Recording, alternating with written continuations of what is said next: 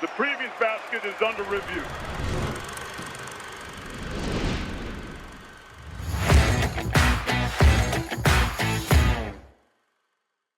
Welcome back to Stats by Will and Jim, the college basketball podcast that focuses on the numbers.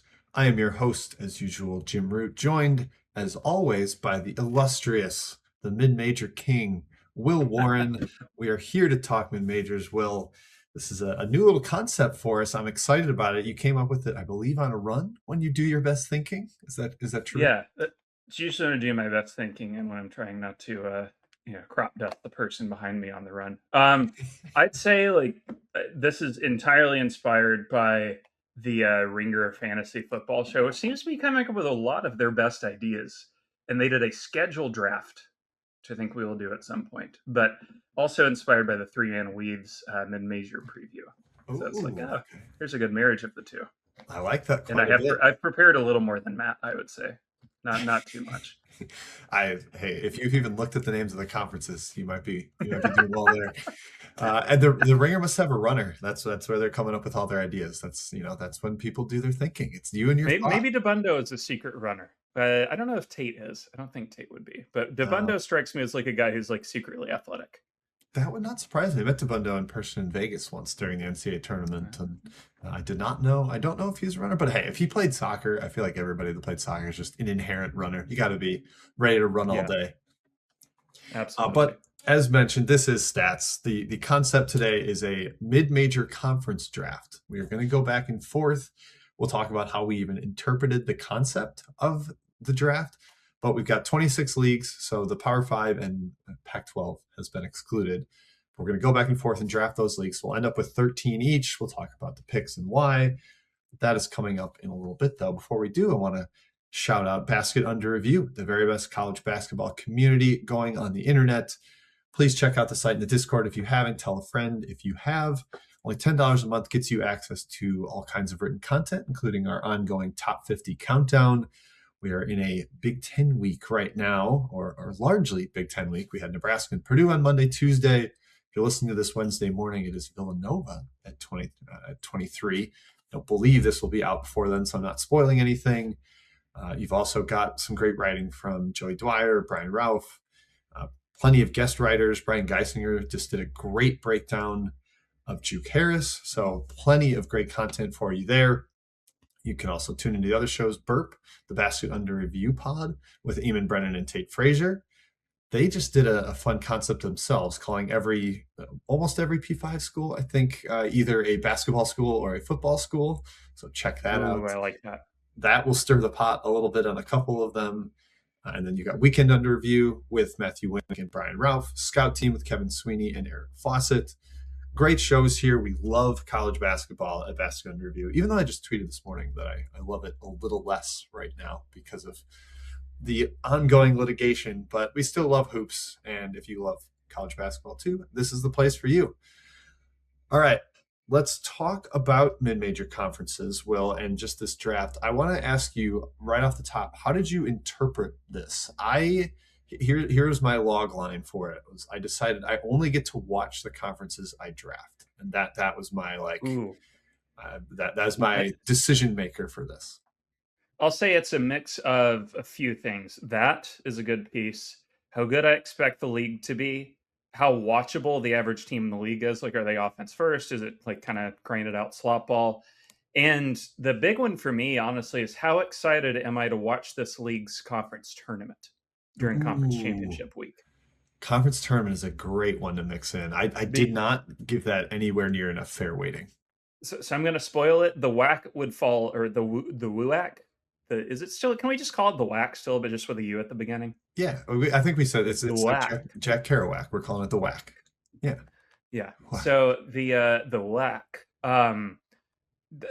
They were starting. I don't know what they're going to do now, but they were starting their title game at like 12:30 a.m. on Sunday morning of like a NCAA tournament week, like the selection Sunday, basically, right?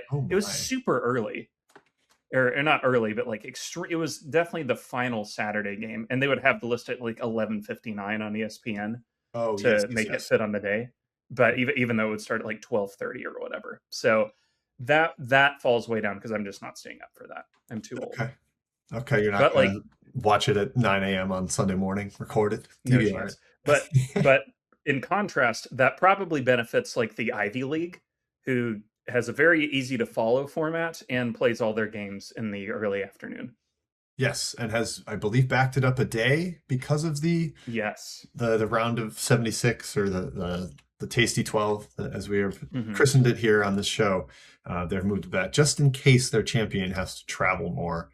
They're trying to create a better window for that. Okay, so that's generally how we approach this. Before we get into the draft, though, and we will have a live coin flip on air, folks. If you are thinking you don't want to stay for the mid-major draft, at least stay for the coin flip, because that is If you really liked the coin flip scene in Friday Night Lights, you will love this. yeah.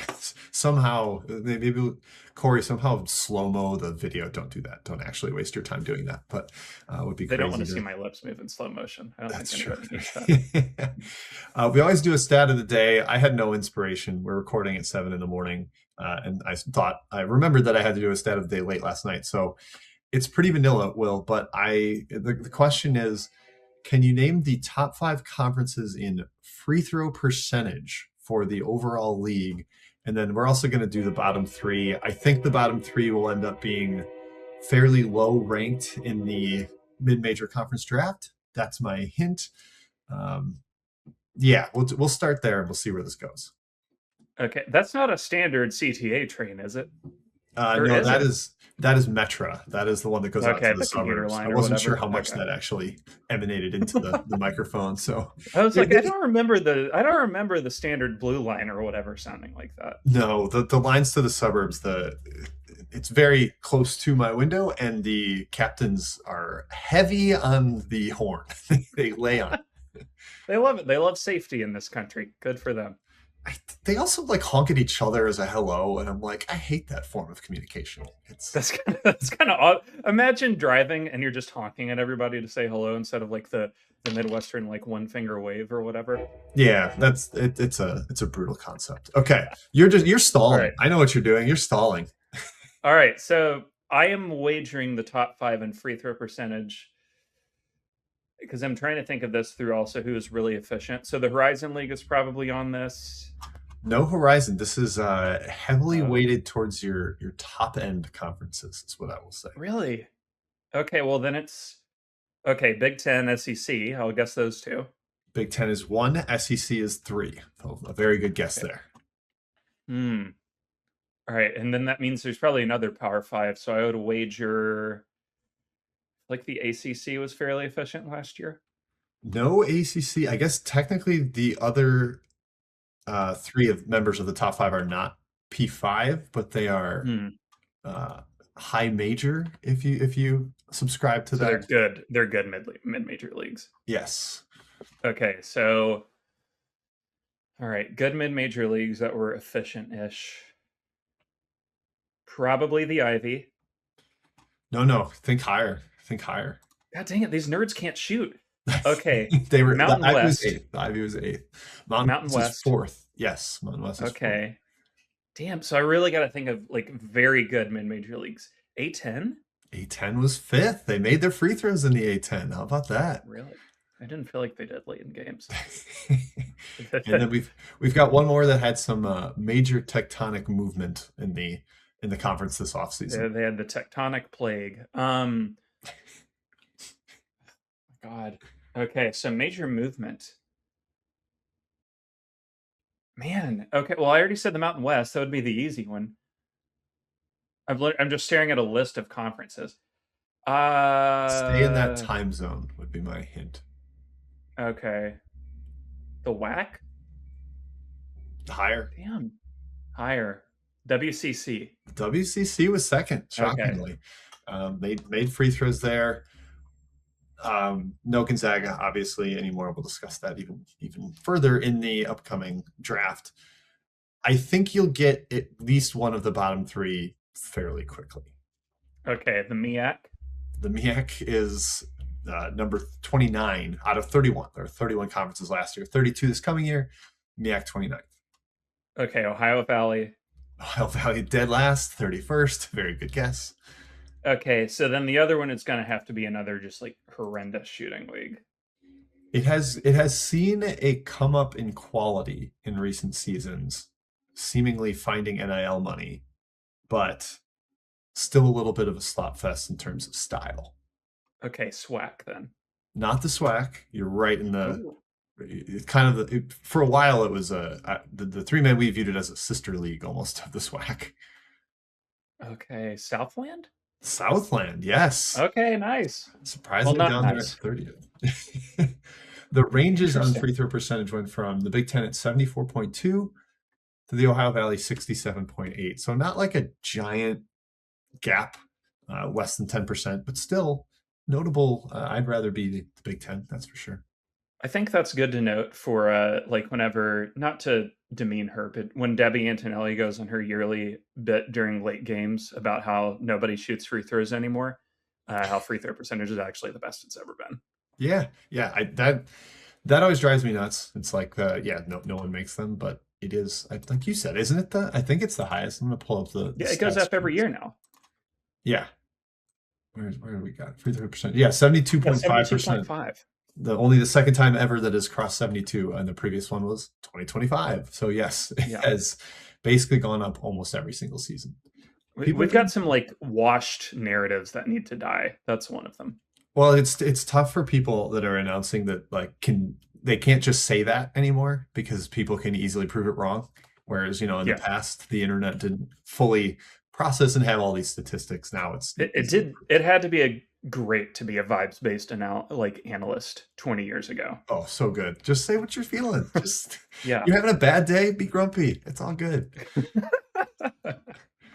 Before awful announcing, they were just golden. They had no issues. Yes.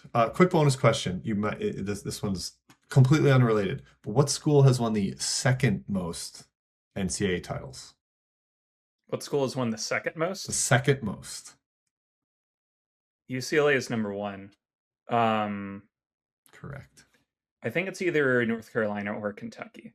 It is Kentucky with 8. Okay. I wrote that down, so I had to ask. So you had a backup stat? Yes. It's like Nathan Fielder bringing out the backup guest. Yeah, exactly. I got to be prepared over here. That's the goal. Okay, we do need to get to our draft. I'm sure we'll be long-winded per usual, but I do want to make sure to mention Home Field Apparel, our sponsor here, a loyal sponsor on the show. College football is fast approaching, which means Home Field has got Can't Miss Kickoff going. So make sure to check them out. We are proudly sponsored by Home Field. They design and research everything from the fit and fabrics to the vintage logos to make standout gear that defines your game day. Get t-shirts, hoodies, crew necks featuring over 180 partner schools, which means they've probably got something you're going to enjoy. Retro style jackets, premium hats. There's some new gear for a bunch of different schools.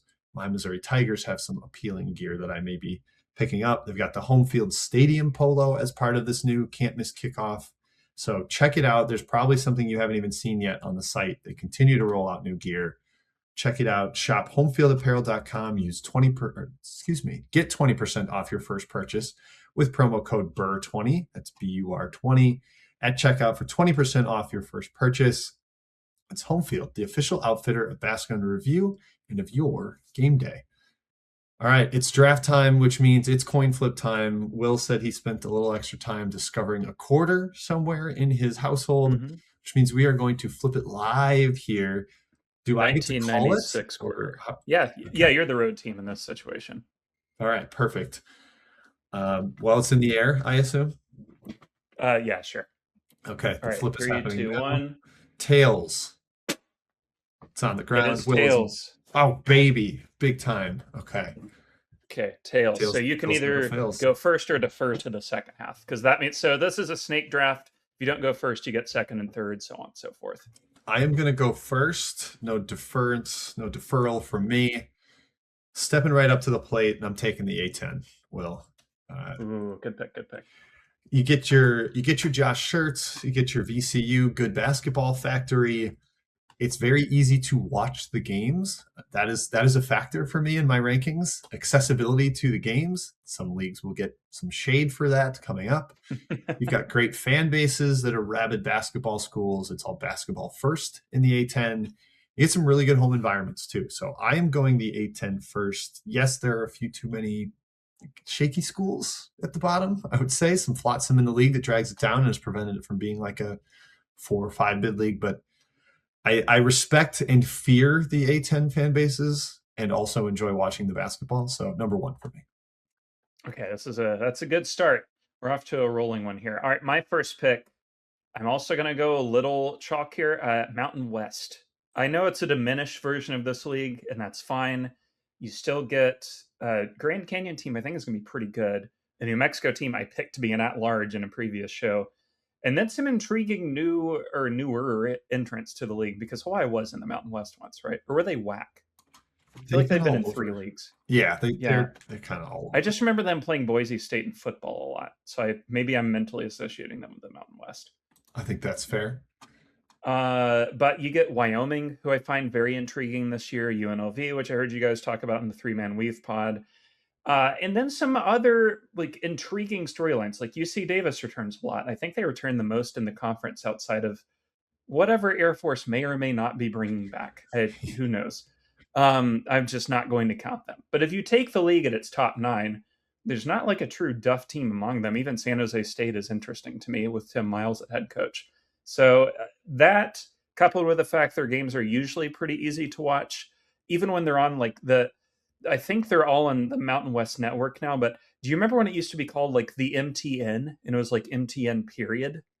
And they would like put like MTN. That one I don't recall. Maybe it was like internet only, or like it was Longhorn Network before Longhorn Network. And they would like, but it was super frustrating because you'd have to go to like ATDHE or whatever the streaming site was back in the day to watch the games. If you were, perhaps me and you lived in the middle of nowhere. That site I am familiar with. Yeah, that we'll have like a remember some sites one day. But I'm taking Mountain West first. I am going to take the Ivy with my second pick. Wow. Okay. So possibly a bit of a reach if you ask some people, but when I look at this league, one, no shortage of ways to watch them. Every game's on either ESPNU or ESPN Plus. I mentioned earlier how easy it is to watch the tournament, even if I disapprove of the tournament's existence. And as usual, pretty much every team but like Brown is going to be offense first. These teams love playing very, good routine-based offense that's very well coached. They generally return a lot of players, so you get to familiarize yourself with the rosters. And while the league itself might be a little down this year, I will say, it looks like it's going to be a very fun, like 5-6 way race for the title. I don't think Brown or Dartmouth are going to have much to say, but everybody else absolutely can win the league. So it's going to be very exciting. And it always seems like no matter what champion they produce, they punch above their weight in March. Yeah, they've got complicated systems to defend, so it's tough to prepare for, like short turnarounds. It's a very consistent league. It is not like, despite being very development and internal based, it's not as cyclical as you might imagine. And yeah, Will, to your point on like getting to know the rosters, the first thing I wrote down as a pro for the Ivy is ethical hoops, because they're not just like going out and poaching transfers, etc. They do. I wrote a con that they were so self-righteous they canceled the COVID season before they needed to. That was a con. You always have to run that risk. They might just axe it. But yes, this is a great pick. I love the early semifinals that were on Saturday. I guess are now going to be Friday night, and you'll have a Saturday final for the Ivy. But I still love the tournament. If they really want to stand out, they should do Friday afternoon semifinals, 12 and 2:30. That would be fantastic. Ivy, do it. Because I know we both are power conference fans. Like the SEC at that time it's what, the 1-8 and the 4-5 or something of that sort. Like that's kind of when those games are, and those are fine, but almost always none of those games have serious effects on the tournament. If a conference wants to step up and run their semis at 12 and 2:30 Eastern Friday, please do it. Like you will have a lot more viewers than you think. Yeah, we love that counter programming. This is like when some big horror movie or a nerd movie is coming out. I'm a nerd. I self-identify as a nerd. So you get like a superhero movie and they release a chick We flick both as host a counter show called programming. Stats. Yes, exactly. But they like release a chick flick as counter programming to like get the other crowd into the theater. Like, give me an Ivy game as counter programming to the 1-8 SEC game. I like that idea. All right, I'm going a little hipster. Going a little hipster with my first pick, or my second pick, but first of this little snake turn. I gotta get my hands on the Big West. Will, I had to. Ooh. I love this conference. There's a bunch of good teams. There's a bunch of different styles. It's been 12th overall in back-to-back years per KenPom ranking, which is as high as it's ever been. It is ever improving. I think there's good coaches. I think there's maybe some sneaky NIL money, not to compete with like the Mountain West or the Pac-12, but enough that it's a really, really good mid-major league. It went from 31st in tempo in 2022 to first last year. So you get that kind of up and down, zippity doodah. Like I said, different styles. Russell Turner's interior defense, to Joe Pasternak's talent accumulation, to Andy Newman's hit the gas pedal as hard as I can. UC San Diego's spread and launch type of offense. I love the Big West. It does require you to stay up late. That is the slightly tough part of it. But I am in the Central Time Zone, thankfully not the Eastern, so I can stomach that. I'll take the Big West first. That's a good pick. I will also note big ad of Utah Valley this year. I don't know if I'm a super fan of their roster, but that style is always interesting, and it is a like deceptively very hard place to play at because of the elevation. Yep, I'm not quite as enthused about adding Sacramento State, but no, I'm good on that. I'll pass. Until Mike Bibby is gone, I probably won't be overly excited. But yes, they also add Cal Baptist, and they lose Hawaii and UC Davis to Will's Mountain West. With my second pick, boy, I'm going to go out of turn on my rankings, but I gotta reach for the one I want. And that means I'm going to take the Missouri Valley here at number 5. Good pick. That was going to be mine. So this is a good snipe. Okay. Yeah. That's why you reach. You got to play the opponent. Where I knew Will would be a fan of the Missouri Valley, but the league has done an incredible job of staying highly competitive despite losing Wichita State and losing Creighton over the past couple of last like decade or so. They've added some smart teams. Getting Belmont and Murray State was really savvy, and honestly, losing Missouri State, they're going to be all right without them. It's typically a more half-court based league, but they have sped up in recent seasons. It is not the most efficient conference you'll see, but I love the regional rivalries that take place. It's very logically situated geographically. The one sadness here I have, Will, I'm glad you brought up conference tournaments, is that Arch Madness is not the same anymore. They're going to give buys to the semis for the top 2 teams, and that makes it a little less appealing. Of the format of the semifinal Friday was always one of the best days on the calendar because it's the weekend before Selection Sunday, and it just gets the juices going on conference tournament weekend. So I am generally pro slanting it towards the top team or teams. This is one where I am not. I think this is a bad move by them, and I really wish they had not done it. And it's not like they haven't been getting some of their best teams. We had like the Drake Indiana State final 2 years ago or 3 years ago. They've had some really good teams get out of it. I don't know if this is a little overreaction to Belmont getting shellacked in the quarterfinals this year as the number 1 seed, but I miss the old format. I already miss it, even though it hasn't even transpired in a real event yet. All right, back over to you for 2 picks. Okay, this feels like a reach, but also not, and I can't figure out if it is or isn't, but while this league contains a team I don't enjoy watching ever, it contains several others that I find are on the rise or interesting or intriguing in some way. I am taking the American with this pick. Ooh, okay. Interesting league in that they seem to position like a third or half of their games over the course of a weekend on Sunday afternoon. I feel like the American has really cornered the Sunday afternoon market along with the Big Ten, which I think is good for both. I really, especially after the NFL ends, I'm a little lost and I need to be found. And the American is singing Amazing Grace to me. So It's I here think to it's rescue very you. helpful. Yes. Yeah, I was a sinner and I am washed in I'm washed by what Wichita State. The holy Now water the of Penny Hardaway has taken care of you. Oh man. Now the American, while it's not the best quality of basketball, does have several really interesting stories and teams basically every year. So Memphis, obviously in a really fascinating do or die year for them with Penny. UAB is always very intriguing to me, just how they build rosters, and because every year as much of a good coach as he is, I pray for Andy Kennedy to retire or resign so he can get on SEC network broadcasts again and save the color announcer quality of the SEC network, because That was a way to flip an insult into a compliment. I was like, oh wow, you're just hoping he gets fired? It's so mean. dog, he was so much better than Damian Fishback, so much better. Yeah. All disrespect intended, but I remain a fan of whatever it is South Florida will do. Charlotte intrigues me a lot with Wes at the helm, and then Wichita and Tulsa, just fascinated to see what they can do. Following up a couple of, well, I don't know if you can call it a true breakout for Wichita, but certainly a breakout for Tulsa. Yeah, and I think Wichita fans at least needed that semi breakout to feel like, all right, Paul Mills can be the guy. I think the first couple of years was like, oh, it's up and down. We're not really the same Wichita. They get that breakout last year.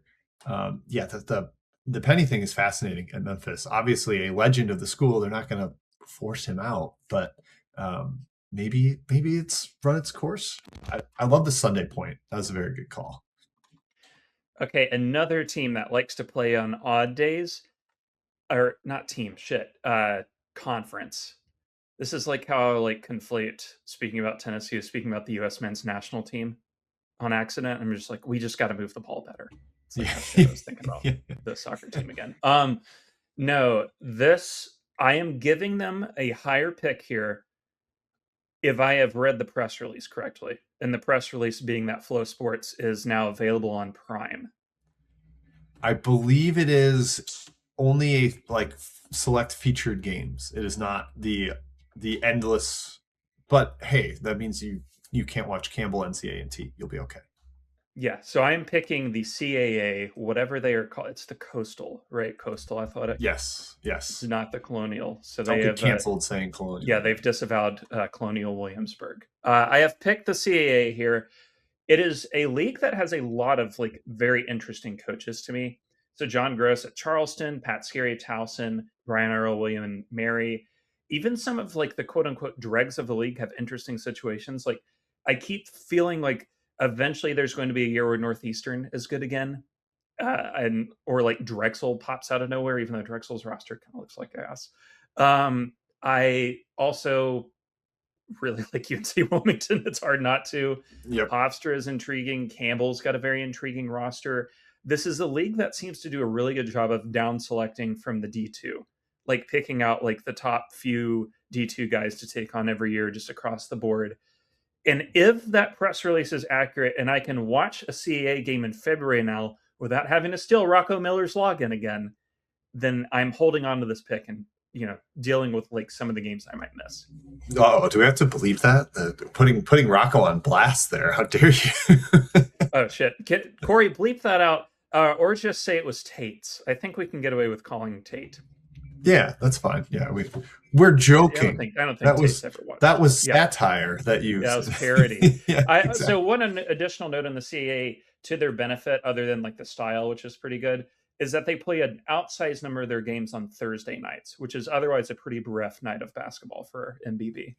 Yep, I believe Big West does that too. I gotta yes. defend my choices because you're making very smart selections in that regard. So I gotta remember that. But yeah, I had the difference. If the Prime deal is like most of the games, it is a generational change for CAA because I love a lot of the teams and coaches. Like you said, there are some schools that moved up too fast. Your NCAA and T's just shouldn't be in this league. But yeah, if you can watch a lot more of those top teams, that is a major plus. Mm-hmm. Oh boy, 2 to me. I'm not sure I'm even ready for this. All right, I will start with. I'll go with the SoCon. It has not been its peak self in recent seasons. Last year, it dipped down to 23rd in Ken Palm's rankings from 13th and 12th the 2 previous seasons. But I think it is going to be somewhat cyclical here. It is a league that can get poached via transfers. We saw that with Alex Wilkins leaving Furman this year. But it has produced great coaches consistently year after year. Sent coaches to P5s. Now, they didn't all succeed. Wouldn't say Mike Young's Virginia Tech tenure has been awesome. Wes Miller at Cincinnati, despite 4 seasons in the top 55 of Ken Palm, he got fired. But you got Bob Ritchie. You've had some really good tenures roll through here. I think Dan Earl's great. I think Lenny Acuff is fantastic. It is a very distinct style of league. It has been like very near the top in 3-point attempt rate every single season for the past decade. Ranked first, second, first, second, first. So you're getting a very clear stylistic choice. A lot of coaches that prefer and recruit to skill over athleticism, which I identify with because I'm a bad athlete. So I like watching that kind of basketball.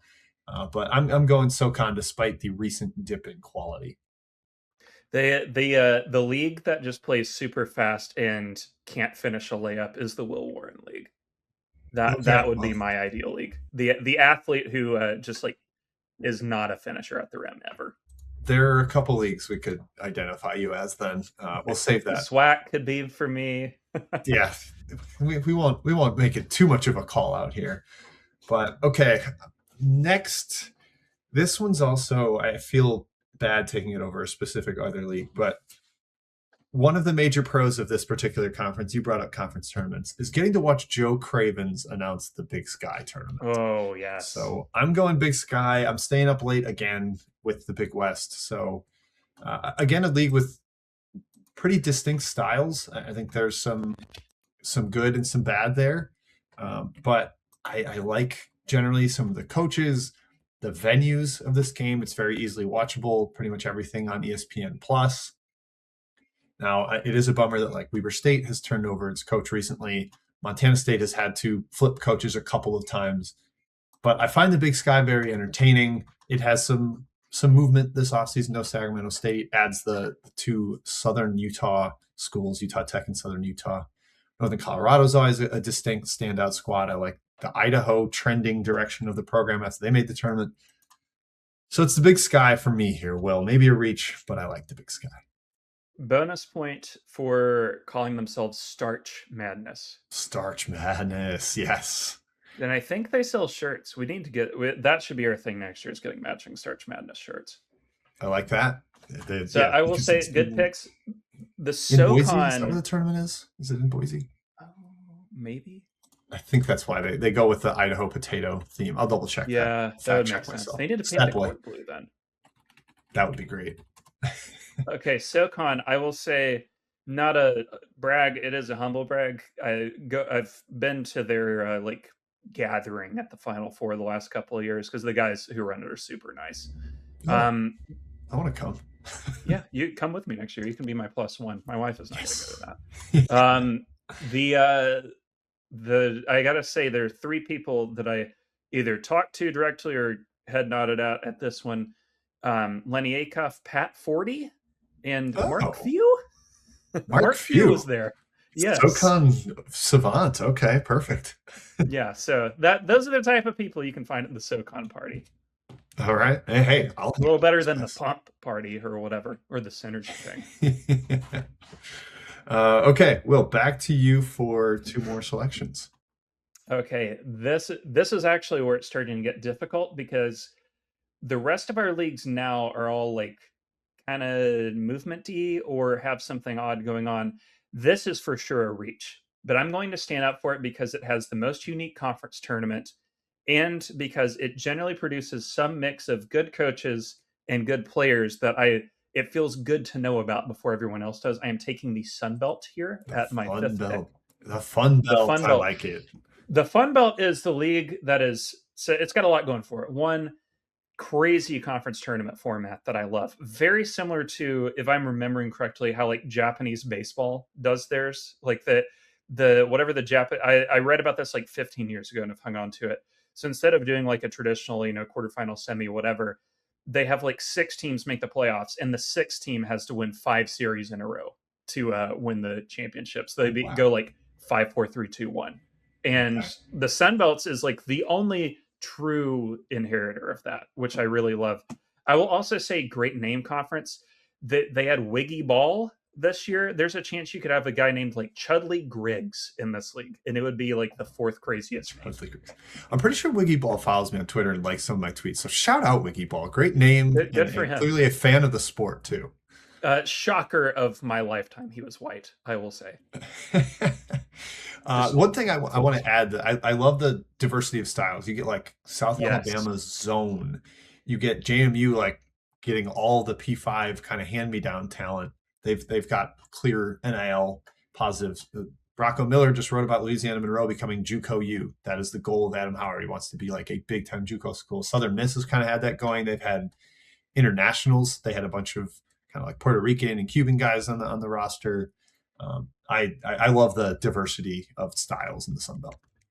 I'm pretty sure John Fendler ran something last summer where he had like some formula to determine differentials in conference styles, and the Sun Belt had the widest variance in terms of styles between the teams, which totally tracks. Yeah, I love that. Okay, second pick here. We are getting into some treacherous territory.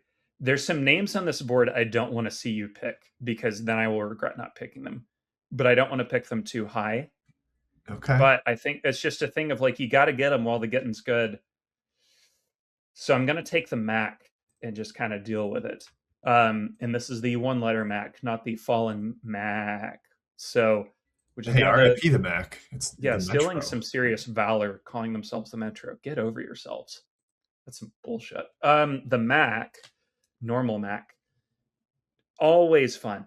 I have never witnessed a MEAC season that was not enjoyable in some way, even when the league is down, because you always have the storyline of, is this the year Toledo finally gets over the hump? You have Miami coming off of the undefeated season, Akron in the post-Gross era. Kent State is always going to be Kent State. Eastern Michigan looks pretty scrappy this year, I got to say. Yes. In fact, all of the directional Michigans seem on the up and up, which is really cool to see. It's been a long time since you could say that, if ever. The league is it is flat, I will say, but it is so interesting top to bottom this year that like at Torvik right now, the gap between first place Miami and 10th place Central is barely 100 spots. And I think that's pretty accurate. It's going to be a very like variance heavy league, which is good because the MEAC generally scores at a good clip, generally shoots at a good clip.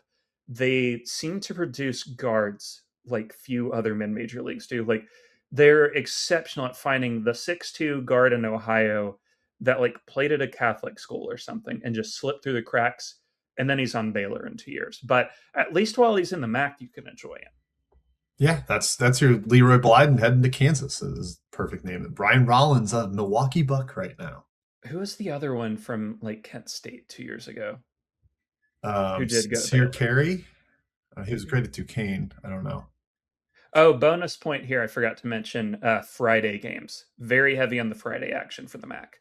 Friday, that is good. You've got that with the Ivy as well, right? There's a lot of Friday Ivy. You gotta, with the MMs, I think you have to aim for odd days of the week that are not overloaded otherwise. Because like it's really hard to stand out on a Saturday, and especially given the SEC's penchant for this, it is exceptionally hard to stand out on a Wednesday for some reason. So if you could own like Monday, Thursday, Friday, Sunday, way higher chance I'm going to see your games. Yep, just have your own day. Try to stand out that way. The MEAC had taken a major dip in quality last 2024, 2025, fell to 24th and 23rd, which is a far cry. They were 9th in 2019 as a collective conference, but back up to 17th last year. And to your point, some of the directional Michigan schools no longer being just kind of, you could just kick them while they're down. That competitive, that's going to make the league better overall. They do lose Northern Illinois and backfilled it last year with UMass. That's a big shrug for me, but there are some very good coaches and fun styles there too. That is another bonus point here is UMass is in this league for some reason. Yeah. Oh, that's a bonus point. Okay. Yeah, it's just like you look up and you're like, oh, okay, I guess they're here. Yes. All right. I was worried this was going to be your selection. I'm going to take and I didn't even know to call them this until I started podcasting with you, but it's CUSA time. It's CUSA time. I'm very intrigued by quite a few schools here this upcoming season, particularly Florida International. Joey Canton's a new hire there. Just has got a lot of talent, a couple fringe top 100 freshman recruits, some really good transfers. If 5 for 5 happens, Gerald Colonel was the defensive player of the year for a top 100 team in the Southland, Stephen F. Austin. They got a 18.4 assist score from Weber State to be their point guard just recently. I like what FIU has done. You've always got the Liberty consistent machine metronome at the top with Richie McKay. Someday New Mexico State will find it again. I think it is a strange collection of players. I believe the Discord jokes about them recruiting just points per game, purely only points per game. But I do think Jason Hooten has been a good coach in the past and can be again. His old protege, Chris Mudge at Sam Houston's a good coach. Western Kentucky gets some talent. It's a little bit of a funky league because of the Delaware, Missouri State ads in recent years, but I do really enjoy most of the CUSA basketball I watch, and it's pretty watchable with almost everything on ESPN Plus. Mm-hmm. I do miss the I believe it was CUSA that had the Frisco Disco Conference Tournament where they played Yes in a split arena like an AAU tournament. I would love to bring that back. And they got rid of the greatest scheduling move I've ever seen a conference do when they did they scheduled the first 13 or 14 games, and then the final 4 or 5 were based on the standings. So they would ensure that like the top 5 played each other one more time. I thought that was great, and that they should never have gone away from that. That's brilliant. Yeah, big fan of that. Sad to see that one go. I mean, it was tough because like I think every once in a while you get a team that got put in the second pod would sweep its second pod and then finish above like 3 of the teams that were in the top pod towards the end. But hey, that's when you're trying to be creative, you gotta live with some of those side effects. Yeah, it was 2021, 2022, 2023 when they were playing in Frisco, Texas, and games at the exact same time, and no one could make shots in that venue. There was a final that was 61-57. It was such a unique conference tournament, but unfortunately, was that the one during COVID where North Texas made it to overtime despite scoring like 5 points in the first 17 minutes of the second half? Yes, that was Western Kentucky. Like the worst game in human history. It was ugly, but sometimes that's what it takes, I guess. I'm trying to see. Yeah, 61-57 in overtime. Out of halftime, they had 5 points in the first 13 minutes of halftime. Yuck. Oh my god! And they started part of that game too. Is they started up 17-0 on Western Kentucky in the first 6 minutes. Okay, well, I'm convinced we got to bring it back. Yeah. Yes. Okay. Second selection. Boy, I feel bad that this league has been glossed over to this point, so I'm just going straight quality and staying on the West Coast. And it is the West Coast Conference, WCC. Yes, no Gonzaga. Yes, no Randy Bennett. But you still get Herb Sendek. You still get the St. Mary's developmental international machine. I think there's going to be more of that under Mickey McConnell because he's familiar with the style. I like the J.R. Blunt hire at San Diego. I think that trends them up a little bit. I love the Griff Aldrich hire at Pepperdine. If we can get Willie the Wave somehow nationally prominent enough that mascot is well known and more known nationally, I'm going to be a happy guy here. I think Pacific's made a great hire in recent years. So despite it not being quite what it was, and despite adding Denver, which is a tough swap with Gonzaga, I'm going WCC. Not a bad pick. I just wish this edition had more in the mid-range of the conference. It's a tough one for me. Like, I don't love watching Seattle, even if they are pretty well coached. And I don't know. It's gonna. I think this could either be a pick I regret missing on in like the 4th round, or a pick that I was like happy to pass on. And I really don't know which is more likely. Yeah, it's good basketball. So compared to some of the ones, there's better teams in the Big Sky, but it may be less interesting in some ways. Although I think the recent coaching hires have made it at least intriguing. I'd love LMU to make a Yeah. crazy hire. Yeah, they need Bill Simmons as a booster. Yeah, there you go. Now that he's interested in UCLA, we can pill him into getting interested in like just bankrolling a different basketball team.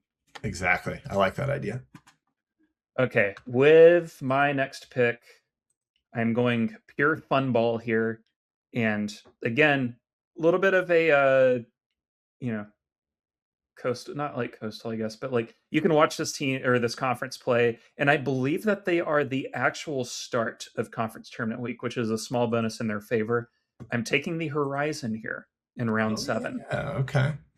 So this is a great feeder league for just pure scoring. A lot of fun storylines here. Robert Morris is going to be good. Wright State.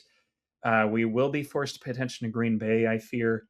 But there's like basically every team has something interesting about it. Like IU Indy, I don't know how good they're going to be, but as you mentioned on the mid-major extravaganza pod, they will score a lot and give up even more, which is a great bonus for watchability. Milwaukee is always threatening to be interesting. Oakland is Oakland. Northern Kentucky is Northern Kentucky. There's just a lot of intriguing options here. Will any of them lose by less than 16 to like a 2 seed? No, but that's not the point. This is, and now I'm recalling also good chunk of like Thursday, Friday games too, which is helpful. Yes, I believe that is correct. Yeah, you mentioned the Northern Kentucky and Oakland. You get their zones, like just kind of unconventional style. This is like about 3 years ago. I had kind of turned my back on the Horizon because they finished 26th in Ken Palm's conference rankings in 2022, and I was like, I've had it with the Horizon. It has made a real comeback in my eyes the last couple of years.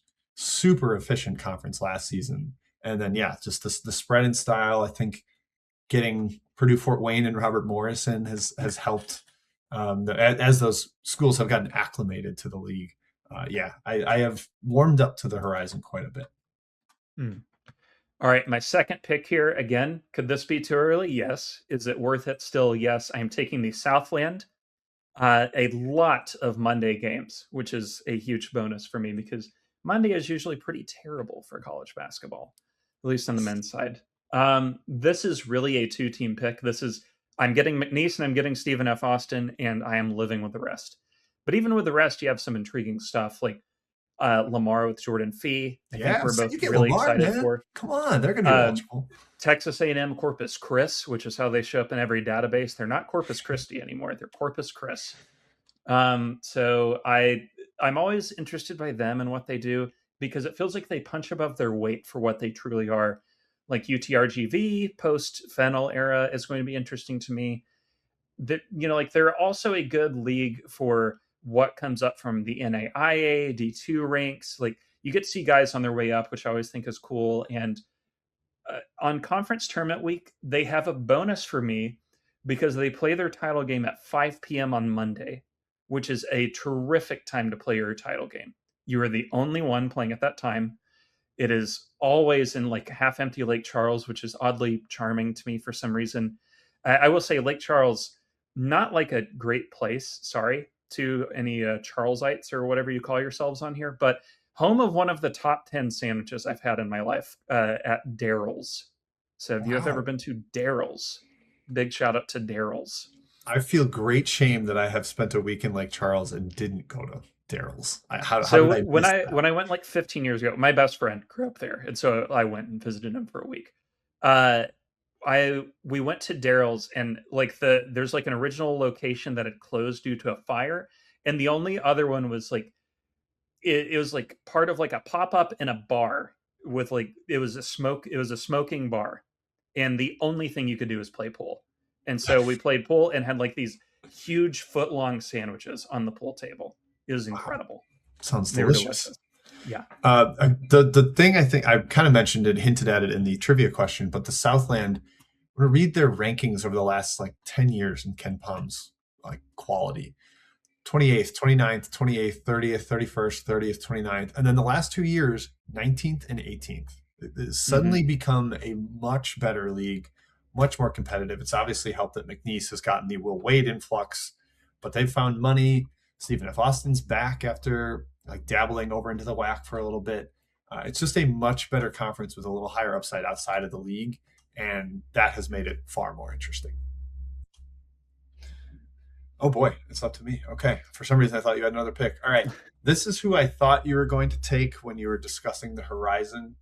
And I'm just going pure efficiency ball. I'm going Summit League. It is all offense all the time in the Summit. They have been top 3 nationally in effective field goal percentage in 14 of the last 16 years. I know what I'm getting with that. I love watching this conference tournament. The big drawback, I would have taken this maybe 4 rounds ago, is the Summit League network, which is just a debacle. It is not, it maybe not as bad as Flow Sports, but it drives me nuts when I want to watch North Dakota State and Oral Roberts, and I can't because it's behind this strange paywall that the schools house their games behind. If it was pure style, you getting St. Thomas, South Dakota State, all these great offensive teams, this would be much, much higher. They're efficient, they're fun to watch, they're skilled, but the accessibility of the games is what drove them down to this point for me. Yeah, I thought strong about them in like round 5, and then I was like, I literally can't watch any of their games unless it's on CBS Sports Network, which is every 2 weeks or thereabouts, something like that. Yeah, not enough. We need more Field of 68 streaming games of theirs. Please. Yeah, if the Field of 68 wants to take up permanent residence at the Pentagon, not in DC, in Sioux Falls, yes, I'm all for it. You could just have like an outpost there. Any game there is so watchable. I love that venue with all of my heart.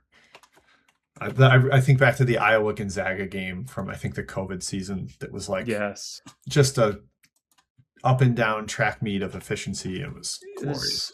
Oklahoma, Nebraska there last year.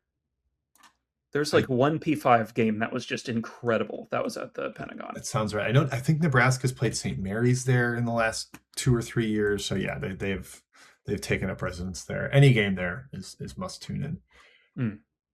Okay, I am between 2 different choices here for very different reasons, but I'm going to we'll call it Ivy Junior. I'm going with the Patriot. More ethical hoops, more non-transfers, more guys that constantly stay 4 years. You get to know the rosters. I've written the Patriot preview for 3-Man Weave and the Almanac, RIP the Almanac, for a lot of seasons in a row. And I've just developed quite a fondness for the conference. You get a couple of troops squads. You've got Army and Navy here. Boy, I wish Navy had found a way to make the NCAA tournament last year after winning the league by 7 games, it felt like. But I like the internal development.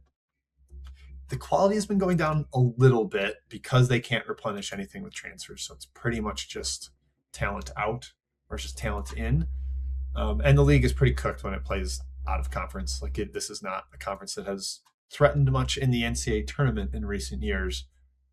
But I still love the Patriot, and I just kind of have a real soft spot for it.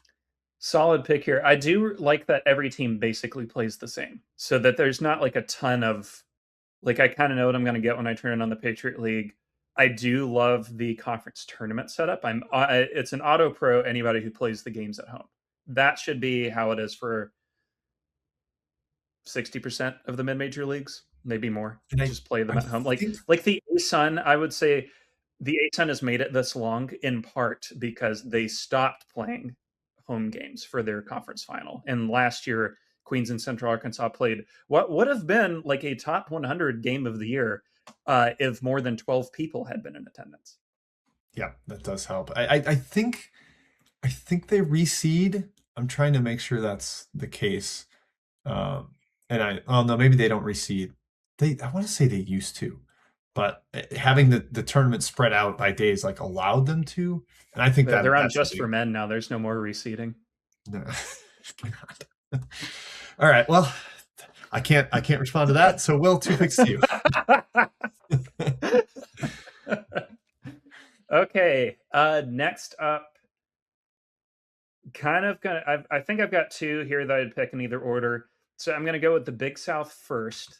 Not a league that really stands out in terms of scheduling, which sucks, but as long as you get High Point, it's really hard to say no.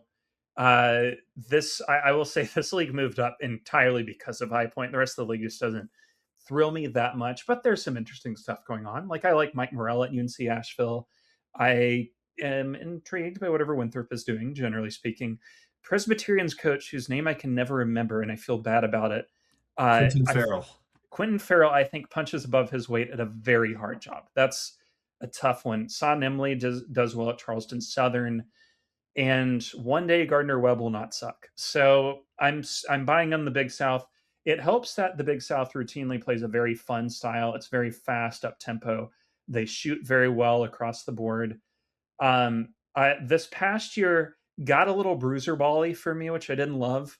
I don't like when teams decide their path forward is just let's try and get fouled at all costs, and the Big South seems to have adopted that. But as long as I can get high point and I can get some speedy ball the rest of the way, that's good. And it definitely helps that they've had probably 3 really strong conference tournaments in a row. I'm remembering like the last 3 all being very entertaining and very good.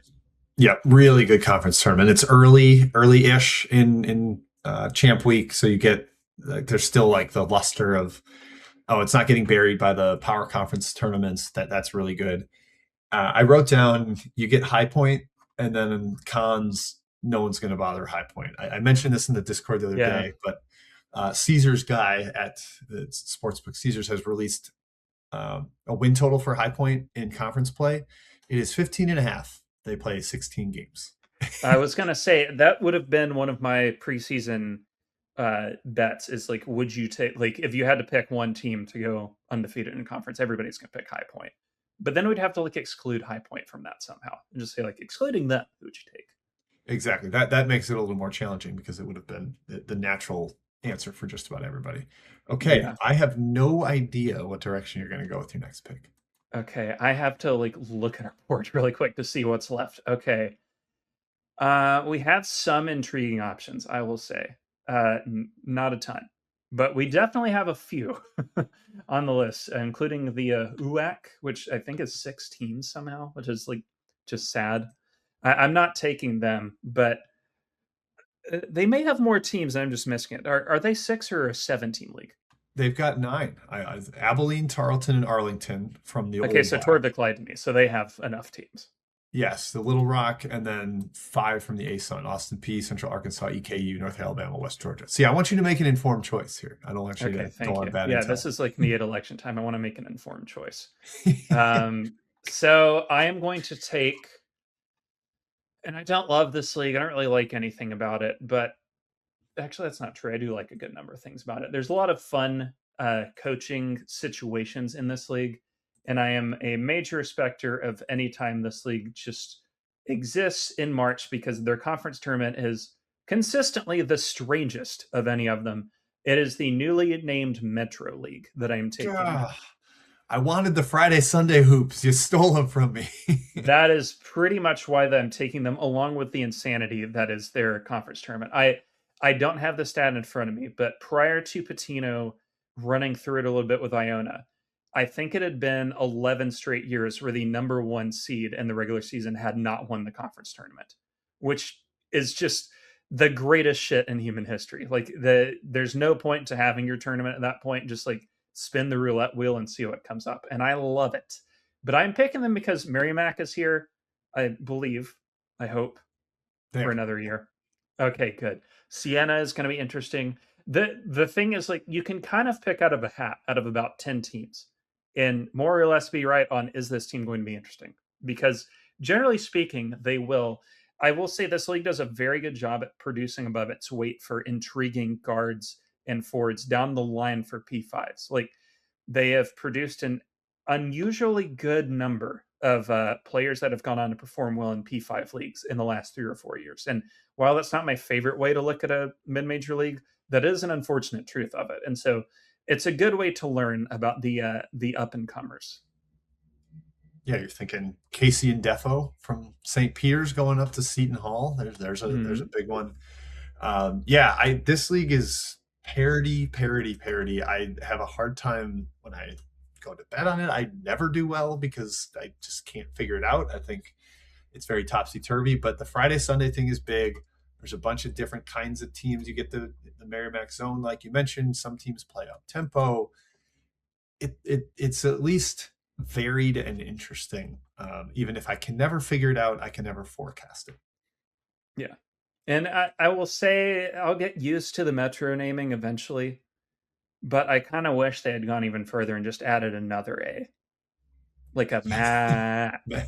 Really lean into the bit. That would be way better. I think, yeah, if you just had like more, I mean, like you got to find a way to stand out in this media space. Yes. Okay. All Oh, right. okay. Bonus point also quickly. Bonus point for Sam Fetterman. This is the only league on our list here that I am immediately aware of has a super fan. Like I'm sure that there are like Mac super fan, like true Mac super fans and Summit League super fans and all that, but I don't think I have met them in person. Okay. I'm gonna take one then that he's probably feeling disrespected right now, but he's writing the preview for this league at Basket Under Review. I'm gonna take Tanner McGrath's America East. He loves his America East. Big Vermont guy. That's He's true. pretty plugged in. I think he knows most of the coaches. Gets to talk to them fairly often. I mean, Cousin he's or not like something. Cousin was in the Olympics, right? that. I did Something not crazy. know. That's fun. And I will say Tanner I have not met, so that's the bonus point to Sam. Okay. Okay. Yeah. And the America East has, as Tanner would even admit, heavily declined in quality recently. Even the Top Gun Vermont is not what it once was. Last year was the first time this league ranked 30th or worse in the entire history. Well, one time, 2002, in Ken Palm. But yeah, there's some down programs here, even like Bryant without the mystery of Phil Martelli Jr. and why can't I remember the coach's name before that? He's a Oh, character. Jared Grasso. Grasso, thank you. He got a bunch of talent there, but that didn't work out. UMBC finally wins the league again. It's just not a very deep league. There are a lot of schools in the bottom, like half the conference was in the bottom 15 in the entire country last year. So that is a bummer. But I like having a guy that's sourced in Tanner, and Vermont can rise again, and they've got the Gus Bus. I get the Gus Bus, so I'm happy to be able to watch Gus Bus games. All right, second selection. I'm going to go with the UAC, the UAC, The ULAC. with its 9 teams. Yes, I may have picked it sooner, but I have to deal with Corey Gibson's like outfits and rah rah stuff on the sideline. I find him exhausting. You are not you should not be wearing fatigues. Okay. Please get out of here with that. But it So is a brand an new league. odd thing about that is that I've learned people in Clarksville love it because it's like very close to Fort Campbell in Kentucky, and they're all like super into it for some reason.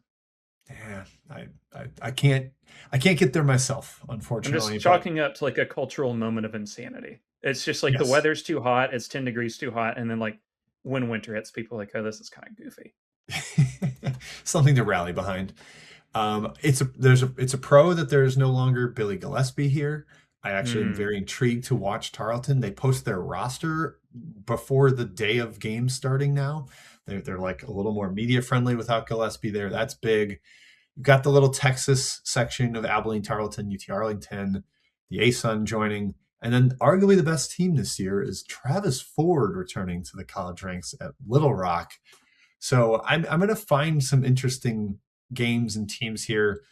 We got one of the Shulman brothers at Central Arkansas who did a great job resurrecting that program last year. Pujol had some good years at North Alabama. A.W. Hamilton has the Hargrave background. Eastern Kentucky's been okay. So I'm going to ride with the UAC and just see what happens in this upcoming season. It's a mystery box. Yeah, truly. Oh man, our pickings are indeed slim. I will say at this point. Yes. Feels like the end Uh, of a draft. That's for sure. yeah, it feels like I'm picking a kicker and a like. I don't pick defenses. Just get whoever plays the Browns each week. I am going to go just because like I genuinely cannot name who's in the ASUN anymore. I am leaving that one to you. I will take the Ohio Valley. Oh, Um, okay. Good, good. Didn't it's want it anyways. Yeah, it's not a great or even good league, but Tennessee State is interesting, which I always like. It's cool when TSU's good. They've got a great logo, like very 80s, 90s. Not like a Nolan Smith person, but I am intrigued by how much talent they have. Moorhead is always intriguing to me. SEMO is routinely very well coached. UT Martin has a Schulman brother with a large load of internationals. SUE or SIUE, however you want to go with it. Always kind of the same deal, very well coached. Even the dregs of the league are at least intriguing to me. There's always something cool when like Lindenwood plays up, and Lindenwood's actually been pretty solid on the WBB side the last year or two. Same for Southern Indiana. So I think there's some meat on the bone there for both of those schools to perhaps level up and become a contender in the OVC going forward. So I'm good with that. I will also say it helps that they are the literal first conference final. That's a bonus. Big bonus. And you've got a couple really cool mascots: Leathernecks, Skyhawks, Screaming Eagles. Like that's a nice little collection of names here. And I don't even know if I'd say like trim the fat, because Little Rock has been solid, but there's fewer teams to track. I almost think that's a positive with where the OVC's at.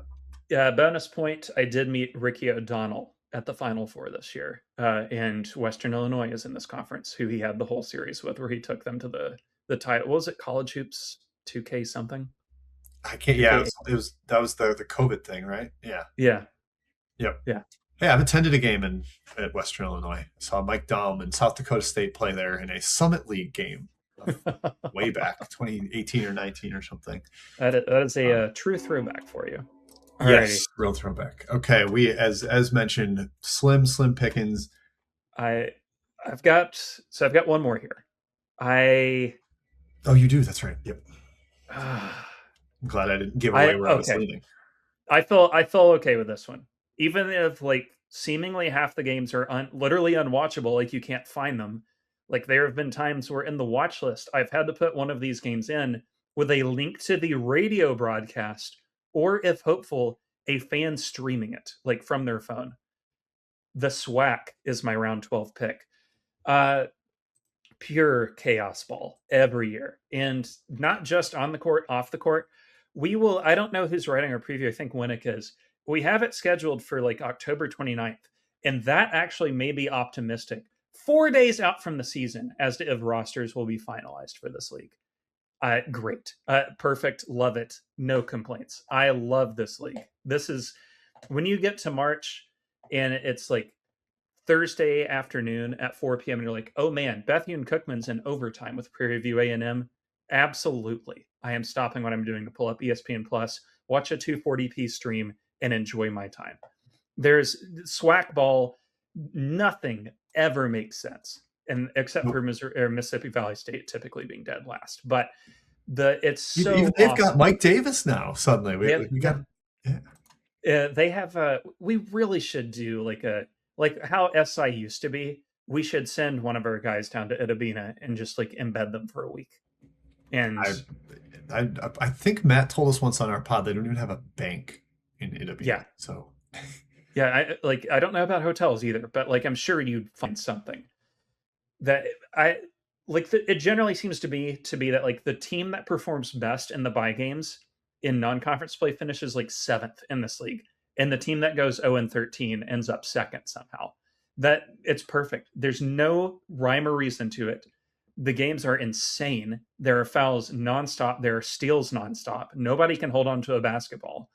It's like everybody is playing with with Vaseline on their hands. It's awesome. Are the games high quality? No. Can you always watch them? No, not really. But when you see them, it is like undeniably SWAC basketball. So I am. It is very distinct brand, and yeah, one of the pros I wrote down is sometimes their games are randomly on just YouTube. It's just a random YouTube. You get the Mississippi Valley State Twitter account, which is the unofficial one. That is a huge bonus to having this league. Yes, it's ugly, but to your point on rosters, I went through I think last week to try to tie them to the official rosters. Only 3 schools in mid-August have a roster up at this point. Arkansas Pine Bluff, I genuinely don't know more than 4 or 5 players on the team. Verbal Commits doesn't know. Nobody else knows. I was having a hard time figuring out Texas Southern's roster, but then somebody posted a text to the coach with like the new coach, Corey Lowry, trying to figure out who's on his team. That was the best resource for figuring out the roster. This is so. Did that guy get hired? Corey Lowry? Is he official? He did. Okay, so he is in. Despite the players protesting on campus against him getting hired. Yes. Yeah, that's the thing. Like, you just have any number of things. Like Pat Crary, probably no worse than a top 3 coach in the league, coaching on a 1-year contract because FAMU was just like, no, we don't like him, and we're not going to explain why, even though we hired him. Yet, like, you just get all sorts of little odd shit like that. And I will. A lot of it is resource based. Matt Brown of Extra Points did a really good AMA this offseason with us, where he explained SWAC schools are typically the hardest to work with for his FOIA stuff because it is literally just one guy, and just one guy with like 500 things he has to be responsible for at any one time. So whenever like you don't see rosters, that's typically why. But it does like oddly add to the charm of the SWAC for me. And I will say, almost always, unless it is a specific situation where, like, I know or am a friend of the coach they are playing in the first 4 or Tasty 12 game, I will root for the SWAC school because they will, while they will like very likely get blown out in the first round, they will play such a fun style in their blowout that I can get behind it. Yeah, totally agree. The SWAC is also like you've got. Sometimes you'll watch a game and the home crowd just like doesn't bother sitting in seats. They like gather around the court. Yes, it's a very fun little quirk to it too. Watching. Okay, that's a lot of time in the SWAC. Go SWAC. Maybe I'm just stalling, trying to figure out who my last 2 picks are going to be. I will go with the ASUN. You told me you're going to leave them to me. I'll take the ASUN. It is in an odd league now. They have added an 8th with West Florida being the Division I newcomer, and then you've got all the Florida schools and like Queens, Bellarmine, like the southeast portion of the former ASUN has stayed here. You got the Birds of Trey at North Carolina. Queens is definitely a rising school. FGCU, Dunk City, the legacy lives on there. It's not quite the same anymore, but they get some talent. Bellarmine has. Famously, it's not the same anymore with Doug Davenport in charge, but the no dribble offense, one of Jordan Sperber's best videos on his Hoop Vision channel was breaking down that offense. And our buddy Terrence Oglesby's old teammate taking over at West Florida. So I'm intrigued by that hire. I don't know what this league is actually going to be. I think it's probably not going to win a NCAA tournament game for a while, but there's a lot of offense. The ASUN in the past, even before the changing of the guard and the new names, was an extremely offense-heavy league, and I think that is going to continue. I'm just looking at the history. Yeah, 2nd, 3rd, 1st the last 3 years in overall efficiency. So not a lot of defense here. I will admit I had to wait for you to list off the teams to remember who's in the ASUN now. I forgot they added West Florida. Yeah, I had forgotten it such that I maintain a paid roster document, and Rocco Miller had to text me, West Florida's not in here. I was like, oh yeah, I gotta add that. Thank you. Good call. So I don't even know where let's do a little research here. Is it West Florida University? University of West Florida. And the Argonauts is maybe it's cool to have a good name. Argy the Argonaut. Yeah. Okay, good color scheme too. I think I'm in on this team. So it's like a good green and blue. It's not Florida green and blue, but it's like it's kind of this is good. I'm in. Yeah. Let's see if home field's got some UWF stuff. Yeah, can UWF? It's in Pensacola. That's a place I'd visit. Swing over to Destin, get a nice beach vacation in. Yeah, sure. Okay, last pick. It comes down to the MEAC or the NEC. I'm going to take the MEAC just because I have written it, I think, every year of 3 Men Weaves previews, going all the way back. We didn't rotate the SWAC, MEAC, or Southland for a while, and the MEAC has been my baby. So I'm gonna stick to the MEAC. It is a SWAC-esque in terms of style, where it's sloppy, it's downhill, there's a ton of turnovers. You mentioned players playing with like grease on their hands. It kind of happens in the MEAC as well. And it's even more like top heavy than the SWAC because Howard and Norfolk State are just like clearly better programs than everybody else. And you're going to get at least 3 to 5 bottom 5 teams in the country every season. But it's got a charm to me. It's always played a double round robin, even after losing Florida A&M and a couple schools to the SWAC. The last 3 years, number 1 in the country in offensive rebound rate and free throw rate. The style is get to the rim and try to get free throws. That's pretty much all they do here. I'll ride with it. Apologies to the NEC, Will. Now you get to just discuss your default pick. I am taking the D2 MIAA for my. No, I'm kidding. Yeah, I guess I'll take the NEC. Not exactly the most thrilled I've ever been by a pick, but they do have LIU, which I think just got Vashon Alet, which is genuinely a very good get for the NEC. Like, if you get a guy who started and scored in double figures for TCU 2 years ago, that is like an efficiency automatic. Be damned. Efficiency be damned. Like, it's automatic front runner for player of the year in that league. They have that. They have Mercyhurst is intriguingly okay. Pat Sellers should have gotten out of Central Connecticut, but maybe there's still some meat on the bone there. New Haven has that tiny gem. Lemoyne is in this league. Chicago State is for some reason in this league. The NEC is honestly most interesting to me at this point for being the league that like teams that could either go D3 or D1 end up being in. Like if you're a D2 college and you're like, we don't want to stay D2, but we're not really sold on going down to D3, even in the NIL era, you can just find your home in the NEC and you may well win a title in the next 5 years. They've lost both St. Francis's, RIP to those, in the last couple of years. And yeah, they've just you joked about drafting a D2 conference. You kind of are, because this is like half the NE10 with Mercyhurst coming up and New Haven and Stonehill elevating from that league into the NEC. It has been the slowest conference tempo-wise in the country for 2 straight years. Some of that is Stonehill, and Merrimack was in here playing their zone and bogging things down. But yeah, it's become very top heavy, where LIU is the clear only school with money, and they're getting like former P5 guys, and everybody else is rescuing D2 transfers and NAIA guys. So it's not for me, Will, but hey, no. The NEC does have a little bit of charm because NEC Front Row is a great streaming site. The NEC is for someone. That'll be the tagline. Perfect. It's for you now. It's for you. It's on the list. It certainly is. I mean, they have played basketball. I will give them that. They try. Yeah, it's not for me, but it's on the board. I'll take them. At least I get LIU. You get Fins up and some other teams. I mean, who else? So I have to assume we are not done, even in the NIL era, just force feeding some of the D2 teams up. Because I mean, like now that NDSU went FBS, I feel like we're the what is it? You can't put the toothpaste back in the tube.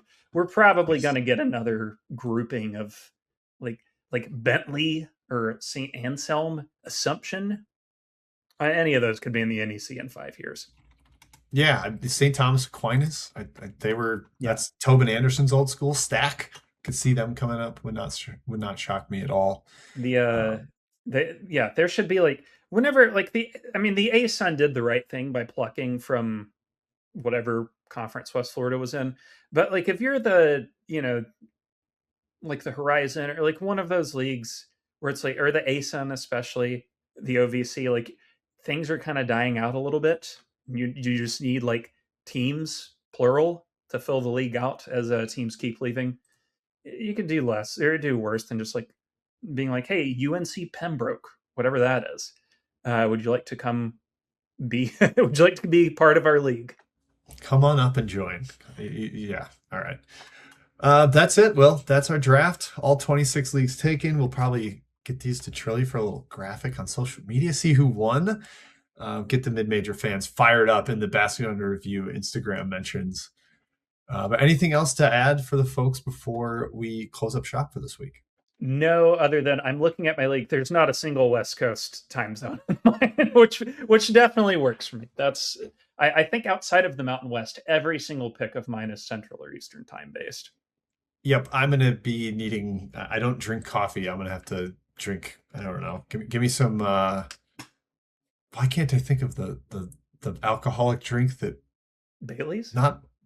No, the one that Four Loko. I need some Four Lokos to stay up late. Yes. Rip. I might not remember the games. Or has that been banned? There's been like some stuff that's been. I think it's around with just the lessened formula, unfortunately.